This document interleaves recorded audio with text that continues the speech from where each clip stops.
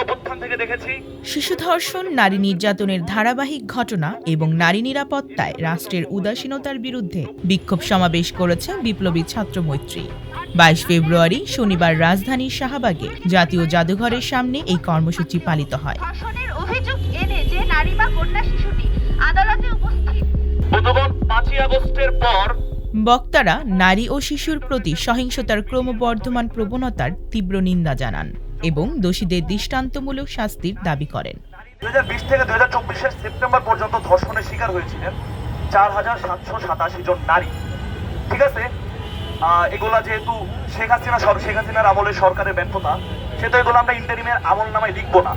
কিন্তু সেপ্টেম্বর এবং অক্টোবর এই 2 মাসে 774 জন নারী যে ধর্ষণের শিকার হয়েছে, এই বিষয়ে ইন্টারিম কি জবাব দিবে? এর মধ্যে কয়জন ধর্ষকের আসলে বিচার করা সম্ভব হয়েছে? রাষ্ট্রীয় প্রশাসন ও আইন শৃঙ্খলা বাহিনীর ব্যর্থতার কঠোর সমালোচনা করে বক্তারা নারীদের নিরাপত্তা নিশ্চিতে কার্যকর পদক্ষেপ গ্রহণের আহ্বান জানান। দেখা যায় তারা সম্মান, ইজ্জত, আদরণীয়, মূল্যবান নয়। এবার এসব থেকে পরিত্রাণজনিত কথাবার্তায় আসি। প্রথমত, নারী ও প্রান্তিকের স্বরকে হাওয়ায় উড়িয়ে দেওয়া রাজনীতির বিরুদ্ধে উচ্চকিত হতে হবে। সব বয়ান তৈরিতে প্রান্তিক স্বরের উপস্থিতি নিশ্চিত করতে হবে। দ্বিতীয়ত, ইতিমধ্যে হওয়া মামলার দ্রুত শুনানি ও বিচার করতে হবে। সবিশেষে মজুরি, পদমর্যাদা এবং নিয়োগের ক্ষেত্রে নারী পুরুষ বৈষম্য দূর করতে হবে।